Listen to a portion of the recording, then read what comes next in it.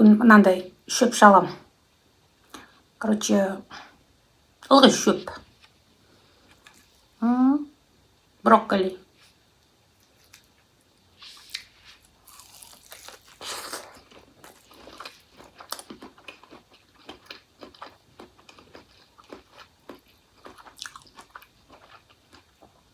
Жарт дейткім.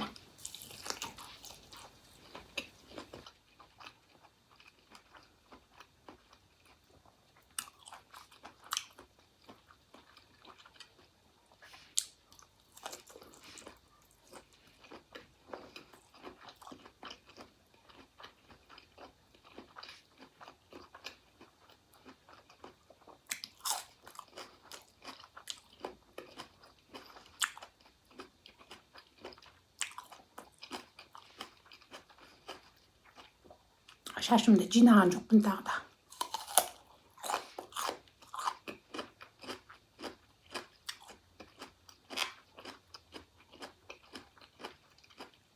Потому что ол менің шашым ғой. Мен сен шашыңызды арендаға алған жоқпын ғой. Ұнамаса қарамау керек.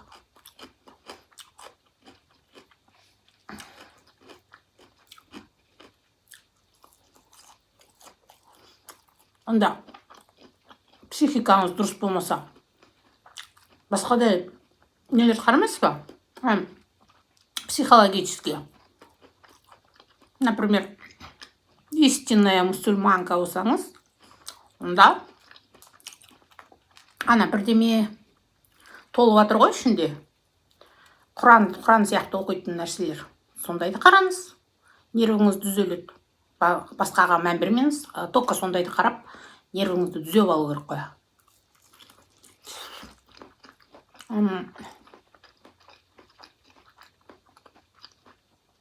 Или сіз христианка болсаңыз, тағыдан орыстардікі толып жатыр. Психологқа ақшаңыз жоқ болса, осы ютубта бесплатный толып жатыр.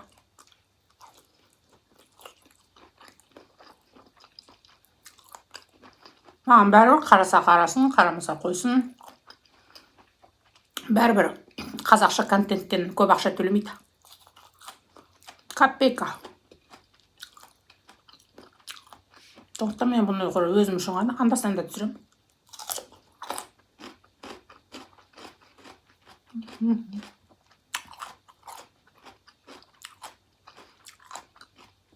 Соны ойлаймын да, жаман сол комментарий жазып отыратын ана әйелдер. Өмірлеріне өкпелі сол. Видеоны қарап отырғанда нервің жетеді. Өстіп қарап отырасыңдар ғой деймін, Қарамай қойып кетпейсіз ба?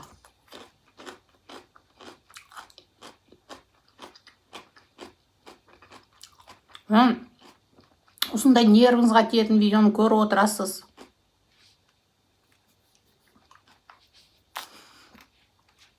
Содан кейін одан сайын нервіңіз ауырады. И в конце жынды боласыз. Потому что үйіңізде бала шаға, байыңыз бар ғой.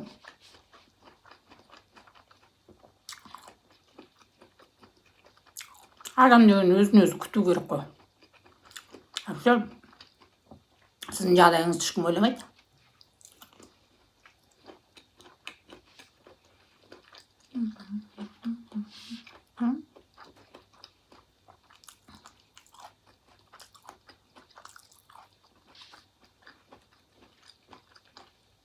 Мына бір корейстерді алам. Не очень ски. Онда магазиндікі дұрыс пайда қалмай.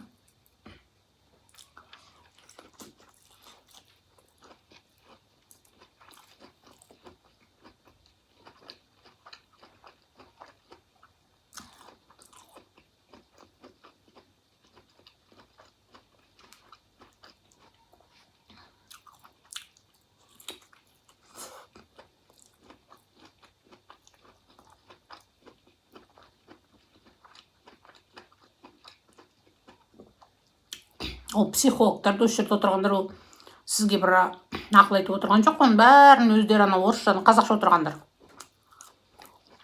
Орысшадан аударып алған, соны ақыл көсіп айтады. Ол не үшін? Ол сізден ақша үшін. Ол бір сізге бір көмектесейін деп отыр ғой дейсіз ба? Оттап ұзақ қылып сөйлейді. Сіз аузыңызды ашып соны тыңдайсыз. Оған қазақша контенттен көп түседі деп айта алмаймын. Біраз ақша табады ғой.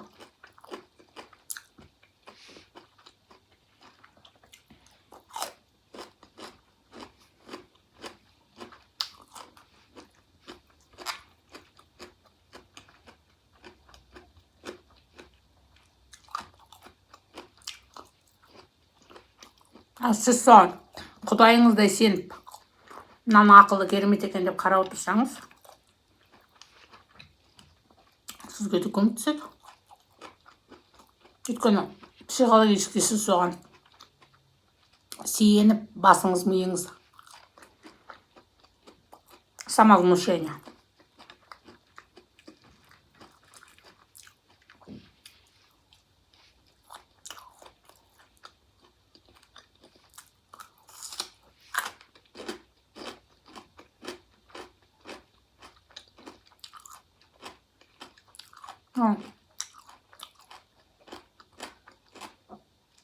Редиска.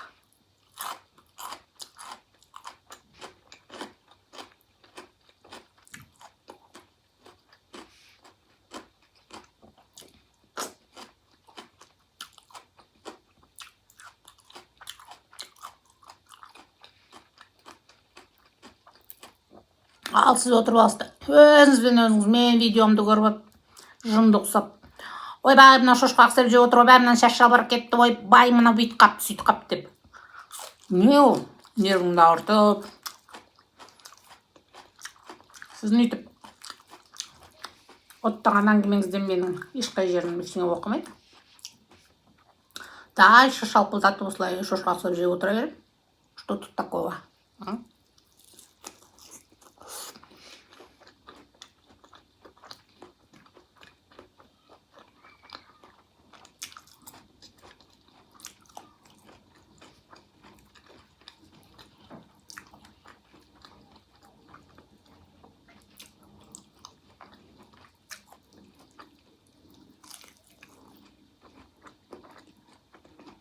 Ну, это реально вкусно. Цветная капуста. Жарить етесіз. Вот.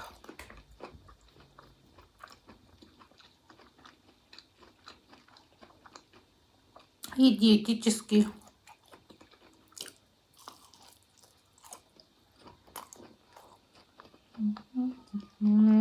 Перец сломал. Кишал видно.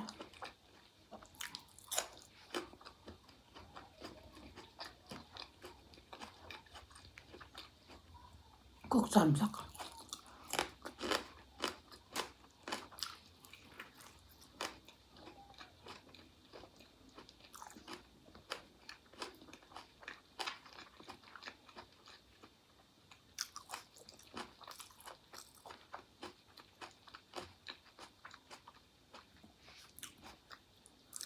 И диетическая, и сытная.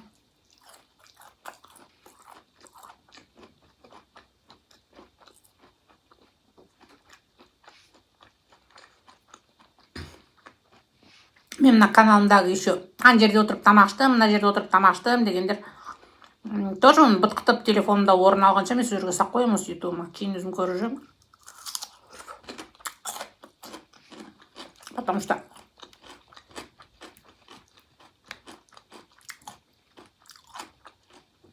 бұл бір ат кеткен үстінде осы қазақша контентпен мен бай кетпеймін.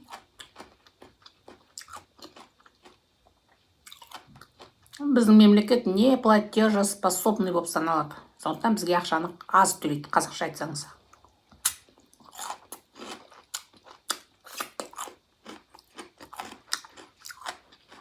Так что нервіңізді ауыртпай отырып, ана уыңызды шашып отырмай, қарамай қойыңыз.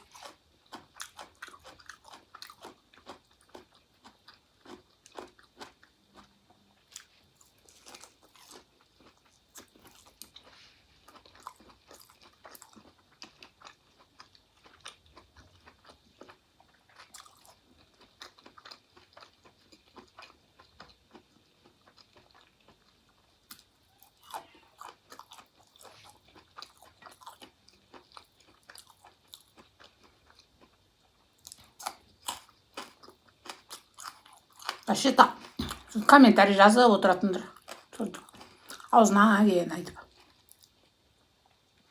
Сол бір бақытсыз біреулер шығар. Әйтпесе бөтен адамда нең бар, былжырап аузыңа келгенін сөйлеп.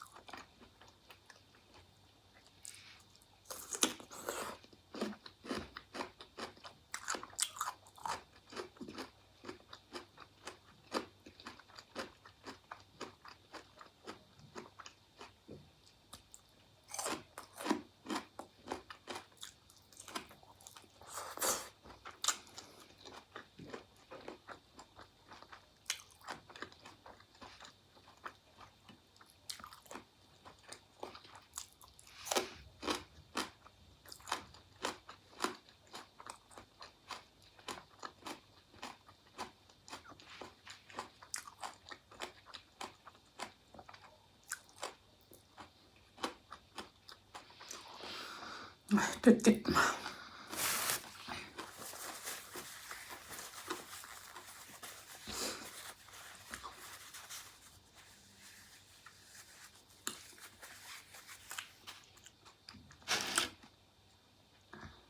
Зеленый чай.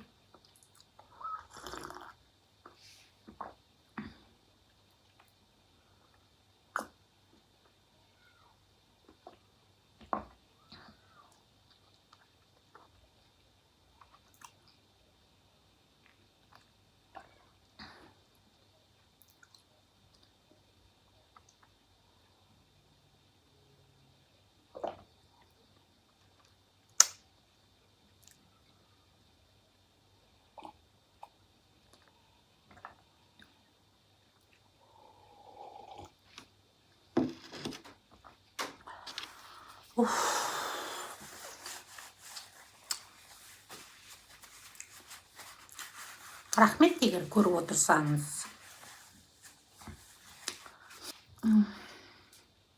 Пока давай.